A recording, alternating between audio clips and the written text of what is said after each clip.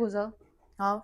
seni осы Ақниет өзенінің қасында көрсем, бір нәрсені түсінемін ғой. Нені? Ақ пен қараның парқын. Озал, Ал. қайсы компьютерде жұмыс істеп отырсың? Мына компьютерде. Мен затты өзіңе подсветлеп ала берекенсің, я? Озал, Жоқ болды, сөйлеме. Мен сені алып келедім. Сен мені қадасан деп айттың. ой, бұл күшмішім менің. Кішмішпен бе мен? Күшміштен ғой сен. Яқшы, сырайға не зат? Қара, мына атыңдағы светлердің қара менен ақ пенен парқы бар ма? Суммасында, качествосында.